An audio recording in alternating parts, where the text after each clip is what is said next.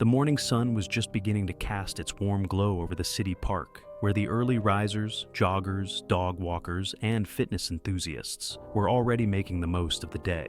The air was filled with the sounds of footsteps on the pavement, the rhythmic thudding of running shoes, and the distant chatter of energetic conversations. In one corner of the park, near a series of well-worn fitness stations, Frank Simmons, a retired paratrooper, was methodically performing his morning calisthenics. At 68, his movements were not rapid or flashy, but each one was executed with a precision and strength that spoke of a lifetime of discipline. Dressed in old military shorts and a faded t-shirt, the insignia of the Marine Corps barely visible, he exuded a quiet dignity that was easy to overlook but impossible to dismiss. Meanwhile, Jake Harris, a 20-year-old college track star, arrived at the park with a burst of energy. Tall and muscular, he was the picture of youthful athleticism, decked out in the latest sports gear, his presence vibrant and commanding. Jake and his friends began their workout nearby, their routine full of high-energy drills and boisterous laughter. Jake's eyes soon caught sight of Frank's slow, measured pull-ups. He couldn't help but scoff loudly enough for his friends to hear. "Look at this guy thinking he's still got it. Bet he can't even run a mile without breaking a hip," Jake joked, a smirk spreading across his face, as his friends chuckled in agreement. A few of the park regulars shot disapproving glances towards Jake, disturbed by the disrespect shown to the older man. But Frank appeared unfazed. He continued his exercise, his focus unwavering, as if the park around him had fallen silent. Encouraged by the laughter of his group, Jake felt bold enough to confront Frank directly. He walked over to the pull-up bars, leaning in close to Frank's space. "Hey, old man, you really think you're impressing anyone with that slow stuff? Come on, let me show you how it's done," Jake called out, his voice dripping with condescension. Frank completed his set and then slowly turned to face Jake, his eyes sharp and clear. There was a pause, a moment where the morning's background noise seemed to dip into silence, as Frank measured the young athlete before him. "Why don't we see who can really handle themselves? How about a challenge? First one to give up loses," Frank proposed, his voice calm and even, betraying no hint of irritation or anger. Jake laughed, the sound echoing slightly in the morning air, confident and full of youthful arrogance. "You're on, Grandpa. Prepare to be schooled." Unbeknownst to Jake, the challenge he accepted was about to teach him more than just physical endurance. It was a lesson that would resonate deeply, altering his understanding of strength and respect. As the crowd around the fitness station began to thicken, whispers and curious glances were exchanged. The onlookers, sensing the brewing contest, paused their own routines to watch. Some recognized Frank and knew his capabilities, while others were drawn in by Jake's boisterous confidence. Frank approached the pull-up bar first, his movement steady and measured. He grasped the bar firmly, took a deep breath, and began his set. Each pull-up was precise and controlled, his body rising and falling with the rhythm of a metronome. Despite his age, his form was impeccable, showcasing his enduring strength and stamina. Jake watched, an amused smile still playing on his lips.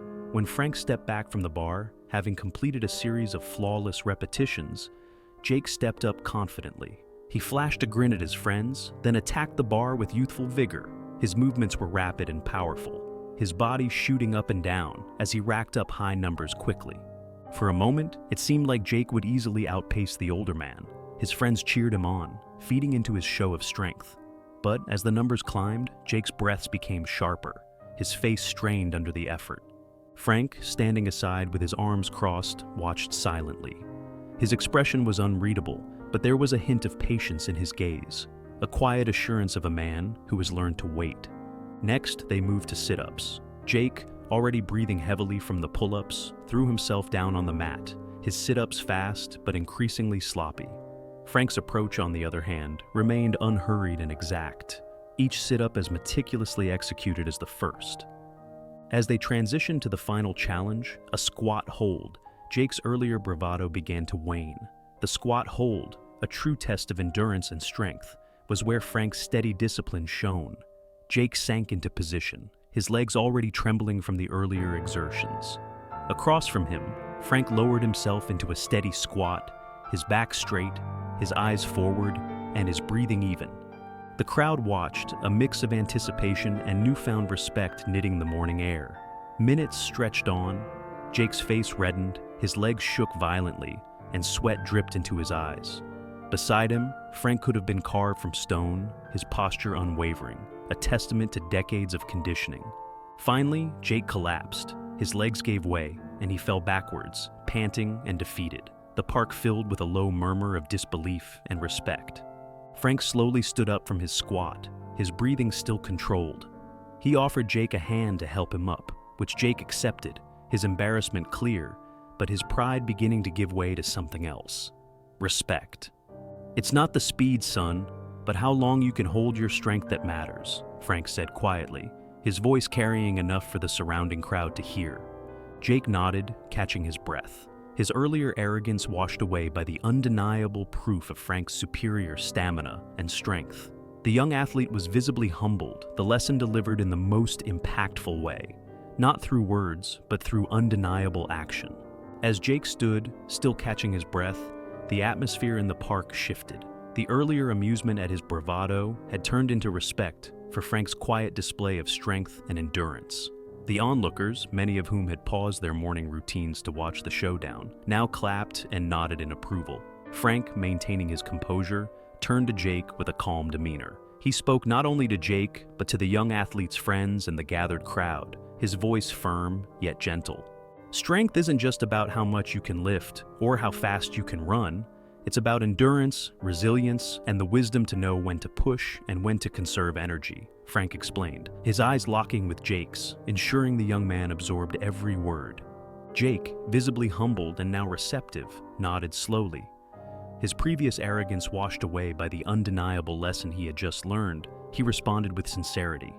"I guess I still have a lot to learn, not just about fitness, but about life too." Frank smiled slightly, recognizing the genuine shift in Jake's attitude. "We all do, son. Every day gives us a chance to learn something new. Today you learned about physical strength. But remember, the real strength comes from here," he added, tapping his chest lightly with his fist, indicating the heart. The crowd dispersed gradually, leaving Frank and Jake alone. The older man took the opportunity to impart a few more pieces of advice about life, drawn from his own experiences in the military and beyond. Jake listened intently, absorbing the wisdom being offered, a stark contrast to his demeanor earlier that morning. As they wrapped up their conversation, Jake extended his hand to Frank, his respect now fully formed. "Thank you, sir. I won't forget this," he said earnestly. Frank nodded, accepting the handshake. "Just keep pushing forward and never underestimate anyone, no matter how easy a target they might seem. You never know what they've been through or what they're capable of." Jake walked away from the interaction changed, not just in his understanding of physical strength, but in his appreciation for the depth of character and experience. Frank, meanwhile, returned to his routine, his morning's work done, not just in fitness, but in forging a bit of character in someone from a younger generation. As Frank left the park, the usual calm returning to his morning, he felt a subtle satisfaction, not from proving his physical prowess, but from knowing he might have positively influenced a young life. The sun was higher now, casting a warm glow that seemed to acknowledge the good start to the day.